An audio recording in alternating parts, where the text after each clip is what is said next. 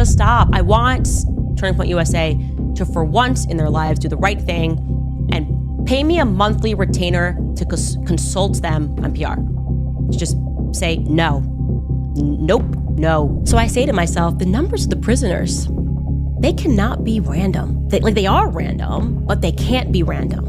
They have to hold some sort of a meaning. This is split personality disorder, obviously. It might even be equal parts schizophrenia, but what this is not is an actual gender, obviously. She's not a tri-gender. So, according to what's circulating online, Erica Kirk allegedly leaked private medical records that supposedly expose Candace's past psychiatric treatment. There are now claims she was once placed on a confidential psychiatric hold and that her husband has been quietly helping her manage her symptoms behind closed doors. And if any of that is true, this situation just crossed into territory that's nearly impossible to come back from. But here's the part that really set the internet on fire. People online are saying this supposed diagnosis is the missing piece that explains Candace's increasingly erratic behavior over the last few years. She went from making wild claims about Brigitte Macron's identity to insisting Charlie Kirk was being hunted by multiple government intelligence agencies. It got so intense that people stopped asking if something was off and started asking what exactly was going on behind the scenes. And now this alleged leaked medical record is being treated online like it confirms everything people already suspected. But before those alleged records even started circulating... Bro, what the f is going on with Candace Owens? You don't get to ask those questions. What's wrong with you, Mom? Why are you so scared? I don't even know the context of that clip. I just know that getting on camera and saying that is crazy. Candace was already publicly unraveling on social media, and people definitely took notice. Instead of targeting just one person, she appeared to be going to war with half the conservative internet all at once. One of the biggest names she went after was her former Daily Wire boss, Ben Shapiro. She went online accusing Ben and his inner circle of allegedly coordinating attacks against her and going after her family behind the scenes without ever producing a single piece of proof. Some fans stood by her, but a large number of people started openly saying she came across as emotional, paranoid, and completely scattered. What made everything even more uncomfortable was the timing, because while Candace was accusing others of smearing her name, she was simultaneously on her own podcast, dragging Erica Kirk through the mud, mocking her publicly, calling her dishonest, and revisiting every past accusation she had previously made about her. As many already know, Candace has been fixated on the Erica situation for a while, particularly around the circumstances of Charlie Kirk's passing. During this recent episode, she pushed harder than ever, essentially suggesting Erica still needed to face serious scrutiny over what happened to her husband. So when whispers about an alleged psychiatric report started spreading shortly after, people immediately started connecting the dots, wondering if Erica had finally reached her breaking point after being relentlessly dragged in public. And the reason those rumors traveled so fast is simple. A large portion of the internet was already convinced Candace had been quietly fighting something nobody was allowed to talk about. And honestly, after watching the way she's spiraled publicly, that narrative wasn't hard for people to buy into at all. For a lot of viewers, they're still running this game of trying to get the press to go after me, to go after my family. So when I say it has been a nonstop onslaught against my life, this is what I mean. And I do think it's time for us to share the documents so people can actually read the documents of what my family has lived through. Things really started feeling strange when Candace launched that campaign against Brigitte Macron, the wife of French President Emmanuel Macron. Candace didn't just question her, she went completely all in, claiming Brigitte was supposedly born male and had allegedly been hiding her true identity for years. She pushed it like it was some massive cover-up the mainstream media was deliberately burying. But what made people genuinely uncomfortable was the way she started presenting already debunked material as if it were rock-solid evidence. At one point, Candace was circulating an old photo she claimed showed a young Brigitte as a boy. Except journalists and investigators later pointed out the child in that photo was reportedly Brigitte's brother, not Brigitte herself. And even after people corrected the record publicly, Candace kept pushing the story with this unsettling level of certainty that left a lot of viewers genuinely unsettled. Stack all of that on top of the recent social media meltdowns, the endless feuds, and the growing Erica Kirk obsession, and people suddenly started rewatching old Candace clips with completely different eyes. So yeah, across the board, people are laughing, they're mocking it, they're saying it was, you're lying, and also it's just weird. It was weird and it was awkward. And speaking of the lying, which, like I said, many people called out right away, as that person said, I've never made that statement on this podcast. The deeper they dug, the darker the conversation around her behavior became. Now here's the interesting part. Erica Kirk never came out and directly said, I have proof Candace is mentally unwell. But she absolutely started calling Candace out repeatedly, describing what she called non-stop lies, harassment, and deliberate attacks targeting her family. Some viewers assumed Candace would eventually cool down once Erica responded publicly. That never happened.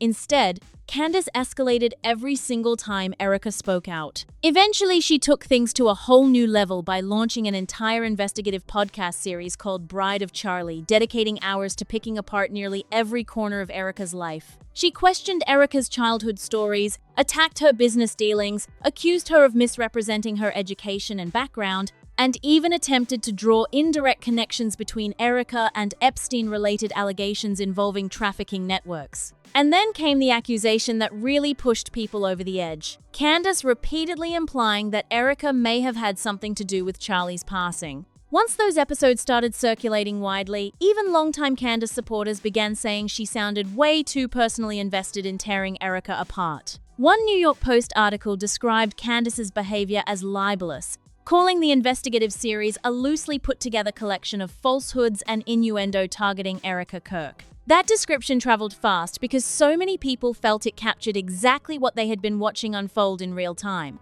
So by the time rumors about those alleged psychiatric records started leaking, the internet had already emotionally picked a side. It is time for you to wake up. So we will start from the top here with a photo of Brigitte Macron.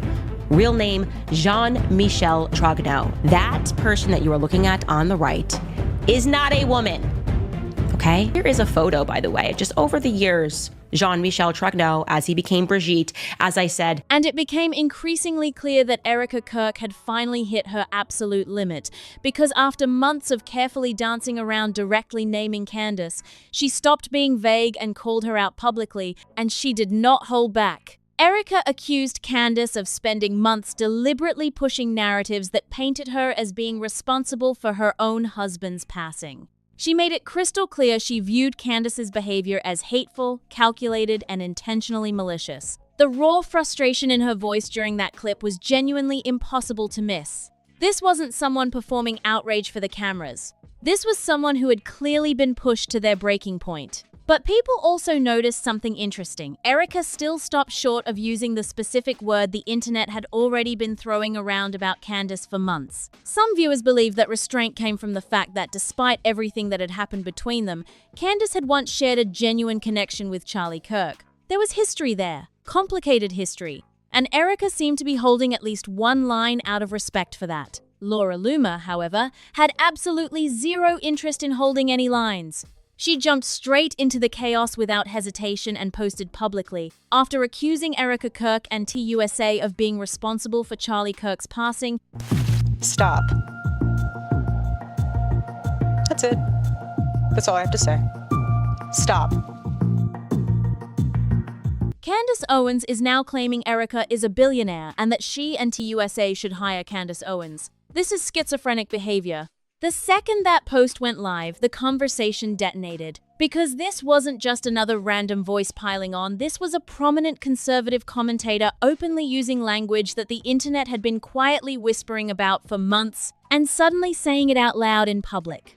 Other conservative voices started openly agreeing rather than staying neutral, and that shift alone told people everything. This was no longer just messy internet drama between feuding personalities. Something bigger had cracked open, because what people started focusing on wasn't just the drama itself, it was the pattern underneath the drama. Like I said, this is very obviously something Erica should answer for. You want to be the queen bee, you want to be a public figure, you want people floating your name as for president of the United States. Well, let's get to a little bit of background. Who are you?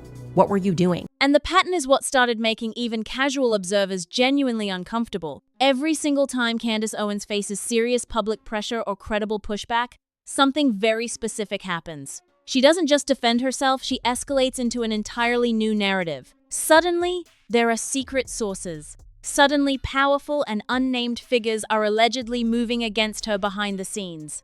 Suddenly, the story stops being about the original controversy and becomes about hidden enemies and shadowy forces orchestrating her downfall. People watched this happen in real time after the defamation lawsuit involving the Macrons began gaining serious legal traction. Instead of addressing the specifics of the case publicly, Candace pivoted hard, claiming she had received credible intelligence suggesting that the Macrons had deployed special operatives with the specific goal of coming after her personally. She spoke about it with total conviction, the same unsettling certainty she had used when pushing the debunked Brigitte photo. But once again, no documents surfaced. No names were attached to the supposed intelligence. No independent source stepped forward to confirm anything she was describing. Nothing verifiable ever materialized publicly. And for a growing number of people online, that absence of proof stopped feeling like a coincidence and started feeling like a signature move. Every morning I wake up to a new headline lying about me. I have comedians dressing up in whiteface. I have people saying I'm not fit to be CEO, and I have Candace Owens claiming I murdered my husband. And the list goes on and on and on. Because they had seen it before.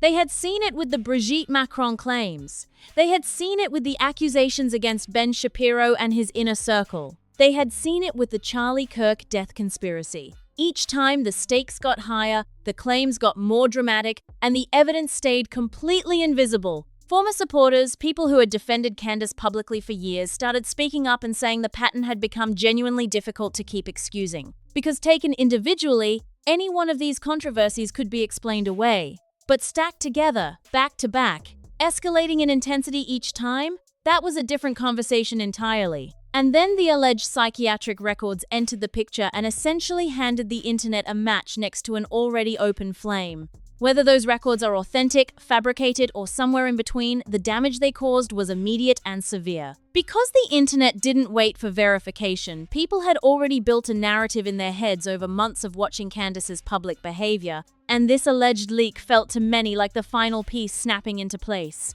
What made the online reaction particularly intense was the specific nature of the claims within those alleged records. The suggestion that Candace had been placed on a confidential psychiatric hold at some point, and that her husband had been quietly involved in managing her condition behind the scenes. That detail hit differently because it reframed everything people thought they already understood about her public persona. Suddenly, people were revisiting old interviews, old podcast moments, old Twitter threads where Candace had made claims that seemed disconnected from any verifiable reality.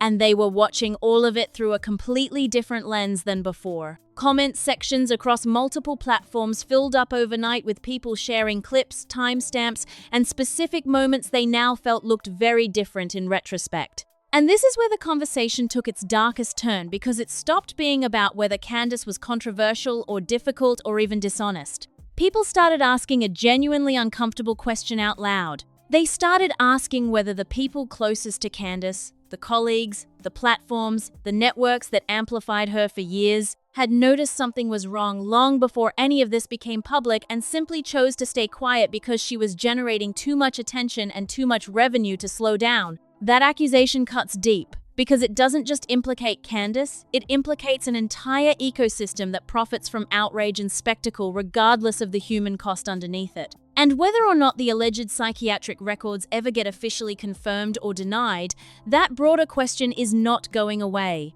Because the internet has a long memory. People remember the Brigitte Macron campaign and the debunked photo. They remember the accusations against Ben Shapiro without evidence. They remember the Bride of Charlie podcast series and the New York Post calling it libelous. They remember the claims about government operatives and secret intelligence with no documentation attached. And now they have Erica Kirk openly stating that she felt deliberately targeted, Laura Loomer publicly using clinical language to describe Candace's behavior, and alleged medical records floating around online that may or may not be legitimate. Stack all of that together and it becomes very clear why this story refuses to die down, because at its core, it is no longer just about a feud between two women connected to a conservative media figure. It has evolved into a much larger conversation about accountability, about mental wellness being weaponized or ignored depending on who benefits, and about what happens when someone with a massive platform starts showing signs that something serious may be happening beneath the surface. The internet is not gentle with these conversations, and it is not waiting for an official statement. People have already drawn their conclusions, and those conclusions are being debated loudly across every platform where this story has spread. Some people feel genuine concern, others feel frustrated vindication, and a smaller group is simply watching the chaos unfold and waiting to see what gets revealed next. But what almost everyone seems to agree on, regardless of where they stand politically or personally, is that something significant has shifted. The version of Candace Owens that once commanded rooms, shaped conservative conversations, and built a massive loyal audience feels very far away from the figure at the center of this current storm. And whether this story ends with clarity, with legal consequences, with a public statement, or simply fades into the next controversy, the questions people are now asking out loud are not the kind that quietly disappear. This entire situation is still developing, details are still emerging, and knowing how this story has moved so far, it is almost certain that something new is coming. So if this has you locked in and wanting to know every update as it drops, hit that subscribe button right now so you never miss a thing. Drop a comment below and tell us what you genuinely think is going on here, because this community always has the most interesting perspectives and we read everything. If this video gave you something to think about, share it with someone who needs to see it and leave a like before you go. It helps more than most people realize. We will see you in the next one.